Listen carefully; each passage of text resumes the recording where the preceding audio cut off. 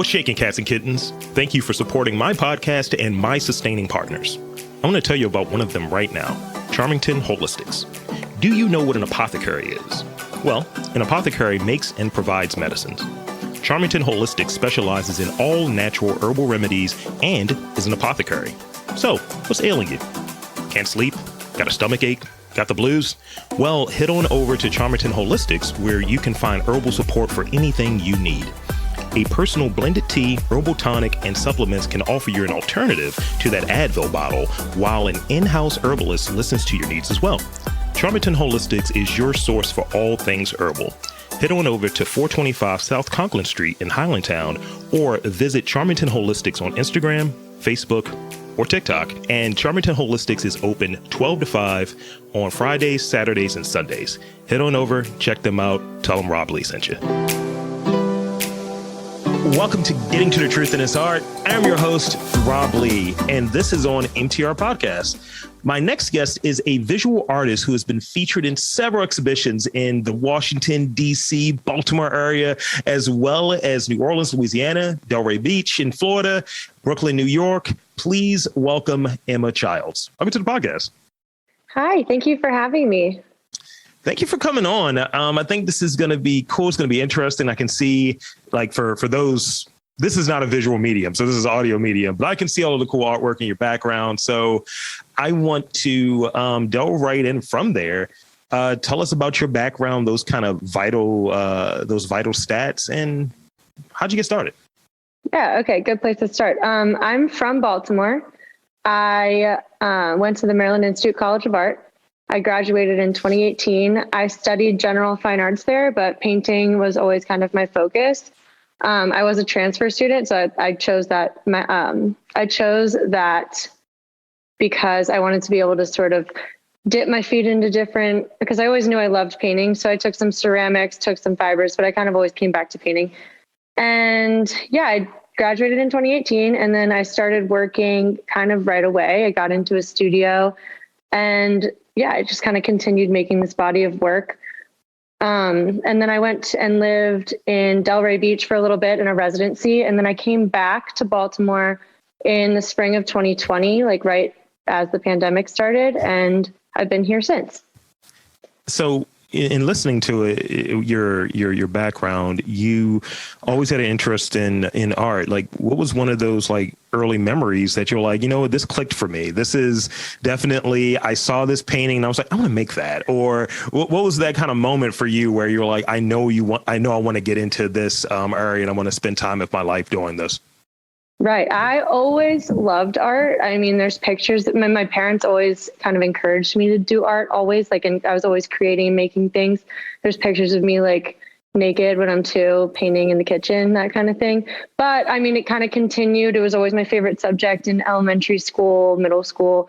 And then in high school, I had a teacher that kind of like opened my eyes a little bit and was like, hey, like you're actually good at this. Like, I get that you like it, but you're going to start doing like projects like this. And she started like kind of giving me extra attention and sort of building my confidence. And she was the one, she actually went to MICA too, but she was the one that kind of introduced me to the idea of going to art school, and that it can be something that you think about career wise, because it was just always something I loved to do and had the instinct to do and sort of like an urge, but it wasn't something that I thought about as like my career, and when I thought about like, what do I want to be when I grow up? That was never a question that I felt comfortable answering, because I really didn't know or like anything. Like, I like doing art. And so once that happened, then it just didn't really seem like an option. And it's just kind of grown organically. Like I never thought too far ahead. Like, I never thought like, oh, I'm going to go to MICA and then I'm going to do this and then I'm going to do this and then I'm going to do this and then it's going to end up like this. Like, I just kind of was like, okay, art school is the next move. And I just kind of learned as I went. And then by the time I was graduating, I had a body of work that I was super inspired by, that I wanted to continue making. And then that kind of just like, I feel like that kind of gravitated different clients and different opportunities. And it just sort of became its own thing. It was never really planned out. And that's kind of how I have approached my career in general. Yeah. Like, I have a show and then I don't know what's going to come after that. And that's just something I've gotten comfortable with. But yeah, it's kind of how we got here. No, that's great. I mean, sometimes having like too far ahead, it starts to feel like work, I would imagine. And right. it But that's loses kind some of of what the we're energy. forced to think. That's kind of how we're forced to think about things, just like how we're set up. Yeah, that's true. I look at like doing this as my creative expression, having these interviews, storytelling, all that good stuff. And I'll look at the beginning of the week. It's like Monday is the most work oriented day. It's like, I got to do research, got to come up with questions. And then I'll sit there, it's like, damn, I have 13 interviews this week. And instead of just kind of like, I got a 2-hour block and people are just pulling up. Sometimes that is unnerving, but also it enables me, it's that degree of difficulty thing. It's like, oh yeah, I am a MacGyver. I can flex on this one. I can make this work. Yeah. And I've been following you and you like pump out content. Like, I don't even know how it's like multiple a week, all these interviews, like, and I don't know if that feels like work to you, but I can kind of relate where like, sometimes do you like turn around and I'm like, oh, I made all of those this week. Yeah. And it's just like trying not to just be like, come on, man, you sure about your work, man? Like, you sure about this? I did. Cool. Yeah. Well, that's what's cool about creative careers, I think, is like you forget that. I mean, that sounds so cliche, but you kind of forget that you're working, especially when you're working really hard. So let's talk about your process. Let's walk me through that. And can you give me a look into your creative process and how do you typically start a piece and when do you know it's finished? Okay. So, I mean, if you've seen my work, obviously, if you're listening to this, maybe you're looking it up if you haven't seen it before. My work's very minimalist, geometric, abstraction are probably like the hype words that you would use to describe it. And sort of the concept behind it that brought me to this, like what this looks like, what this body of work looks like, is I wanted to create visual metaphors for human experiences and relationships. Specifically, I like thinking about relationships between two people. More recently, I'm thinking about more of my relationship with myself and like different sides of myself. But either way, that aside, that's how I come up with a shape. So like, what does that feeling like what does that feeling feel like as a shape? Like, what would that look like? And then what color would that be? And then based on that shape, depending on how I want the piece to interact with each other, what would that shape then look like? So you have a lot of it starts with a U, and then the shape on top of that sometimes can look like it's floating up, or it can look like it's melting into it, or they can be completely not getting along at all, like completely clashing. Or there's like a slice in between. I leave a lot of negative space too, so that it's interacting with the wall in different ways. So it's really just creating these visual metaphors. Like I want it to look like a feeling, if that makes sense. But I also, I love the simplicity of it because it can also just be appreciated as a beautiful object too. I don't really necessarily care for the viewer to like need to understand where I'm coming from. Like I love when a viewer has their own story that they apply to it. I also love when a viewer just likes how it looks and they don't know why, because like you're getting it either way, So that's kind of my concept, and like the color theory behind it and all that. And that's kind of how I get to it. But yeah, that's what's kind of made this entire body of work. Okay. So let's talk about, and that's interesting. Thank you for sharing that, actually. Well, I know that was a long tangent, and like if you have questions off of that question, I understand. No. And I appreciate when, because one of the things I really get out of doing this podcast is learning more about, and I think the listeners also get a piece of it where, how does this person do their work? What is their process? Because people don't really delve into that too often. And it reminds me of this book I've been reading where I really like to learn, like, what does an artist do? What does a creative do day to day? What does that look like? What are they doing in the morning? What are they doing when they're working? What are they doing when they're going to sleep? What are those rituals? So you touched on one piece of that, but let's talk about another piece. What are your other rituals that come to mind? Like, what does that beginning of the day look like? What does going to sleep look like? What does, are there certain things that you have to do every day to kind of get you in that mindset to get to your work? You got to have that latte. What does that situation look like for you? I do love a good latte, but, I mean, the day to day, I have had to get comfortable with every day being different. I'm not a routine person.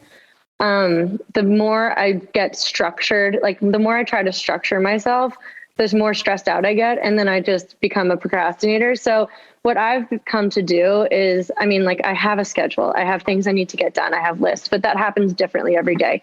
A good example is I happen to live right down the street from my studio too. So I have a lot of flexibility. So I'll wake up, I have a dog, I take care of my dog. I love having a dog because it makes me go outside and do something like before I do anything else. I take care of myself. I have a coffee or I'll have some food, and then I come over to the studio and I'll work on I'm always working on multiple pieces at a time, but the way I work is in bursts. So I'll get like a move done on each piece, and then I'll chill for a minute. Mm-hmm. And then that's when like emails can come in, or like, you know, some of the less exciting things. And then I hop back in. So it's really like a flowy day. And that's something that I've had to get used to. That's a weird transition when you go from like having like a regular structured schedule, like class, and then you have this, and then you have this, like each hour. But it's a really intuitive kind of way of living, which is kind of cool, but also kind of like weird for your head. Yeah. But I mean, something that I can't work without, I've figured out, is really like taking care of myself and like mental health. Mm-hmm. And like, if I'm not good, like my work is about emotions. Like I need to kind of have those under wraps before I can really like think about them. So in a way, my work kind of forces me to like have things sorted out. But yeah, that's what I would say. Instead of like I need this latte to get this work done, I need to be like checked in with myself. No, that's legit. And I recognize that in doing this and doing it as long as I've been doing it. I had to come to that conclusion recently. Like sometimes when you're just not feeling it, it's like the interview is going to suffer, and then that energy kind of goes to the person that you're talking to. And, you know, recognizing that there's a fair amount of like vulnerability when you're having these types of conversations. Like artists are sensitive about their stuff. So if it's just like, yeah, that's interesting, moving on. Right. I'm not giving anything to the listener, and I'm definitely not giving anything to the guest. So if I'm not right, then it's just like, all right, let me just take this week off. Let me just kind of sort it out, because there are so many done. And sometimes I reschedule and I can come back with the reinvigorated, newfound energy, and maybe even better questions than what I would have asked before, and a different take on what I would have done before. So definitely being able to check in and having your mind right when you're creating is big, is huge. Right. And I even look back at like some of the early episodes I did of my other podcast, and I just remember people like, yo, like people were listening, it's like, yo, you were dealing with it, weren't you? And I was like, I was. It's funny you noticed that. There's like totally. a lot of 4-letter words in that episode. I was like, I know. Yeah, I feel you. And also like taking your day off and actually letting yourself be off on that day. I have a hard time with that. Like I always end up just doing something work related anyway, which like whatever. But you know, that's a whole thing.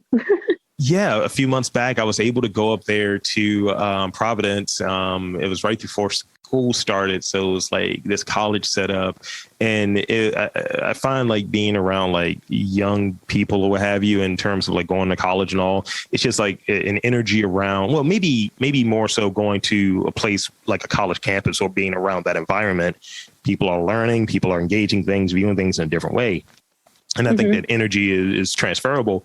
So what I like to do when I travel is go to get culture, like kind of get dipped in, go to the museums, go to the sketch areas or whatever people like to call them, but go there to try to get a real temperature on what the place is. That's what I did to kind of recharge those batteries.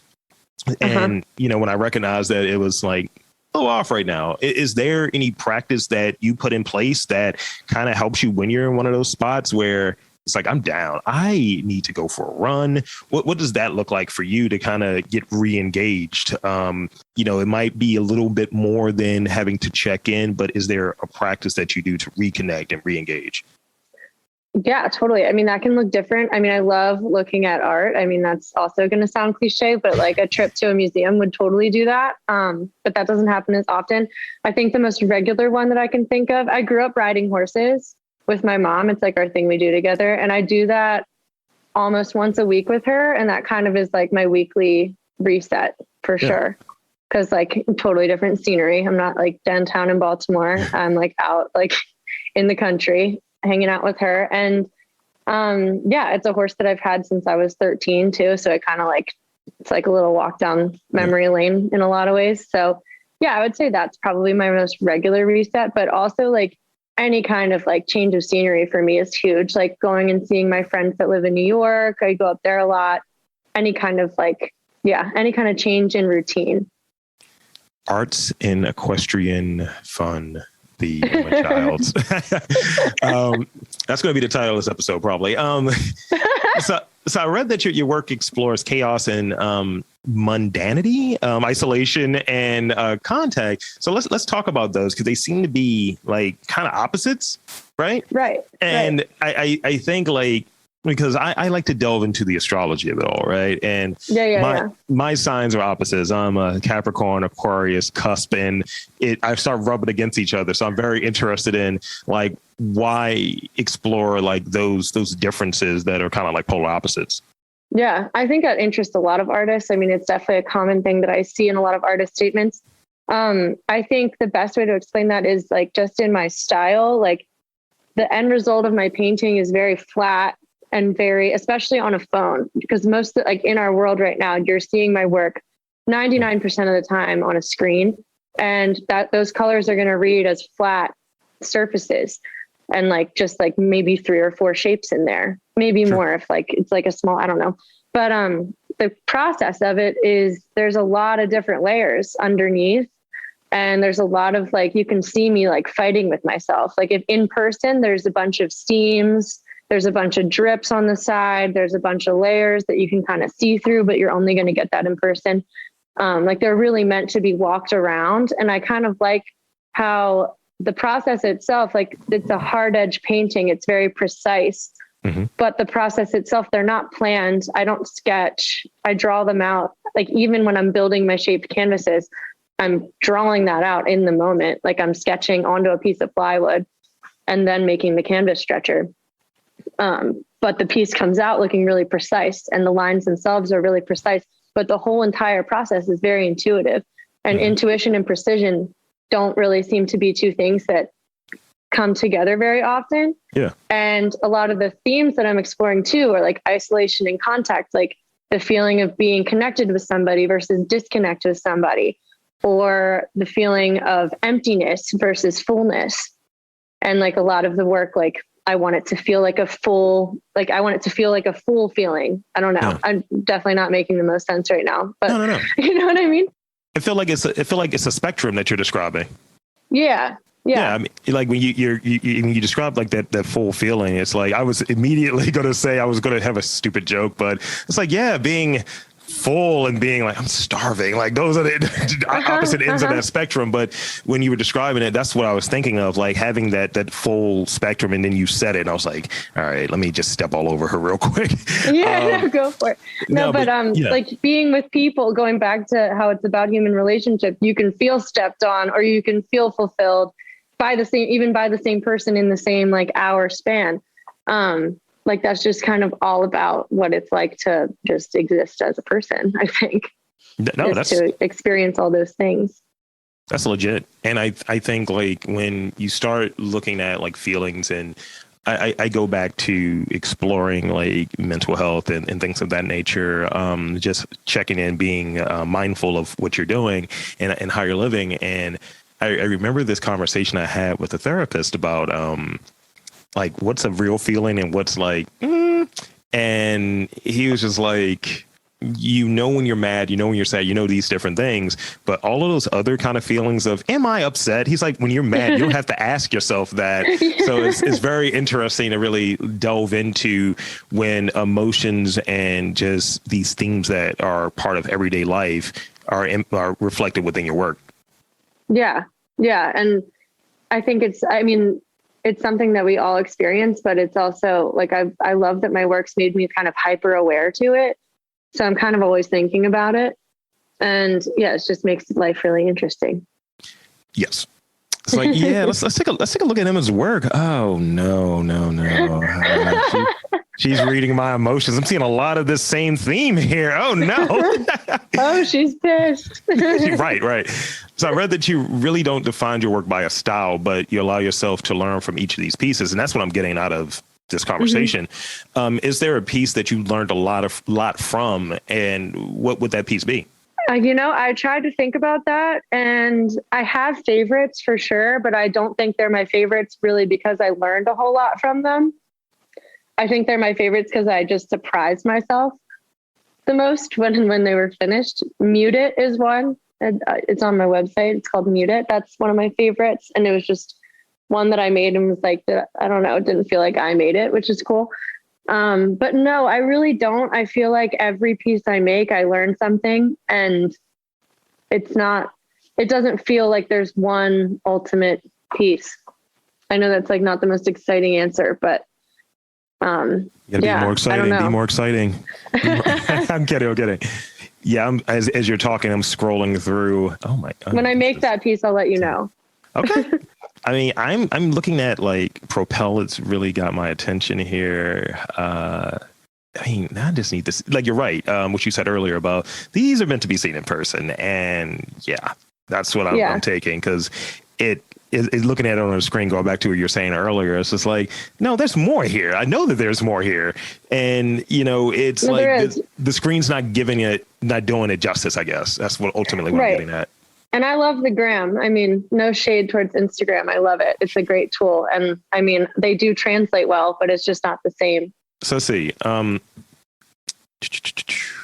tell me about an experience, or tell me how your experience has been being an artist with ties to Baltimore, and kind of looking at that from the position of having work in the South, having worked in New York and doing exhibitions there. How has it been being an artist with ties here? Like, is it kind of one of those things that's like, yeah, I am from Baltimore. What of it? What does that look like for you, being an artist with ties to Baltimore?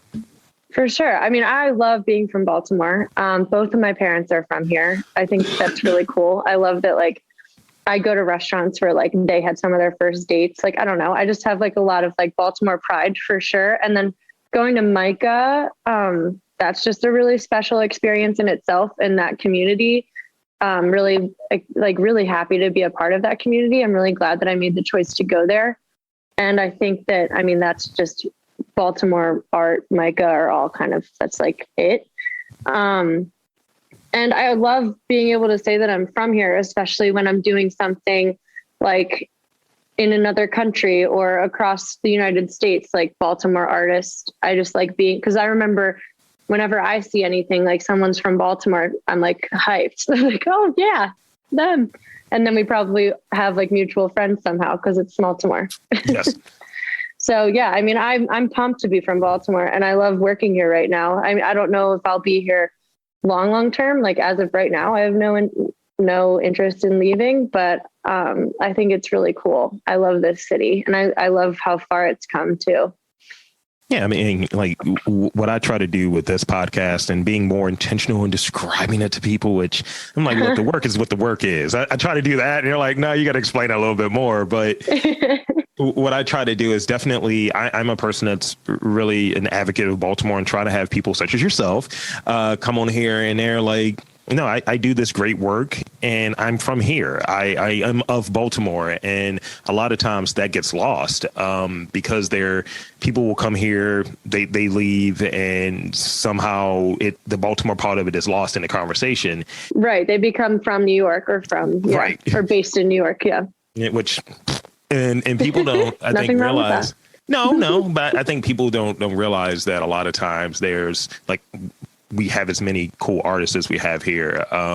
We have like really good food here. We have a really good like culture here that people often miss. Food.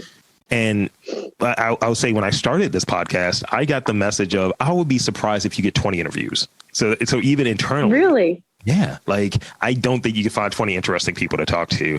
And I believe this is in the 200th interview that I've done. So yeah. I've kind of disproved that, but it's really interesting. And I just like to hear that you're about it and you're doing great work. So that's the last question that I have. Now I have some rapid fire questions for you. So Let's do it. the way that these rapid fire questions work is I'm just going to ask you something, and you don't have to provide context unless you want to. So It might be, what's your favorite movie? And it's like, oh, this is a hot take. I love this movie. It's just like the answer is, I said what I said. That's kind of what it is. All right. Number one, and you can frame this however you want to. Favorite color? Okay. I'm already gonna explain it. My obnoxious answer is, my annoying answer is none. But if I had to say one, I'd say blue. Like, I was the blue sibling. You know, there's like a blue sibling and a pink sibling. I was the blue sibling, so we'll say blue. I'm seeing a lot of navy blue in this visual, hat, shirt, the whole situation. Maybe I'm colorblind. So like, no, this works. Yeah, right on brand. Instagram or Pinterest? Instagram. What is your favorite beverage? Favorite beverage right now, I would love a margarita from Clavel. See, you have exquisite taste. They make really good margaritas. They really do. I don't know what they do to them, but it's something special. Autentico. You should check out that Carlos Raba interview. Let's see. I want a Topo Chico right now, to be honest with you. Ooh, I have some at home. That gives me an idea. Jealous. When, and maybe this is oriented around time. It could be time in terms of a season, in terms of a day, whenever. When are you at your most inspired? 10 a.m. It's really specific. I thought you were going to be like obnoxious. Yeah, 10, 15, and 48 seconds. It's like, shut up. I thought about it, but I would say around 10 a.m. Okay. Like, I'm awake and I'm not like still grumpy from being woken up. I'm like ready to go. That's like my happiest point of the day usually. And I'm like excited.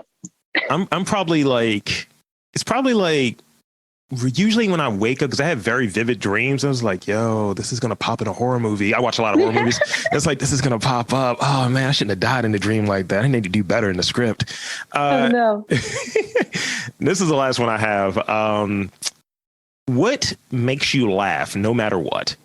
It's going to be something dumb. Well, dumb things make me laugh as well. Right now, TikTok. That's fair. It's a lot of goofy things on TikTok. Yeah, I laugh at TikTok almost every day. So let's see. We got, okay. Then the social media, all of that, just, lit. Yeah. So now I want to like offer you the opportunity to shamelessly plug. That's all the questions I have. I think we got through it. We did it. We made it happen. We made it through. But now the floor is yours. So please, thank you. And please promote, share anything you want, social media, all of that good stuff. Thank you. Awesome. Well, thank you so much for having me. I update my Instagram all the time. It's at EmmeChilds, EMMECHILDS. A lot of people call me Emmy, but most people call me Emma. My website is emmachildsart.com. And that's pretty much it. Those are the best two ways to keep in touch with me. Absolutely. Check out Emmy. Do it. I gotta hit both. I know. Check out Emma. Yeah. So, for the super talented, and you're delightful. Thank you. You too. Thank you. I am Rob Lee, saying that there's art in and around Baltimore. You just got to look for it.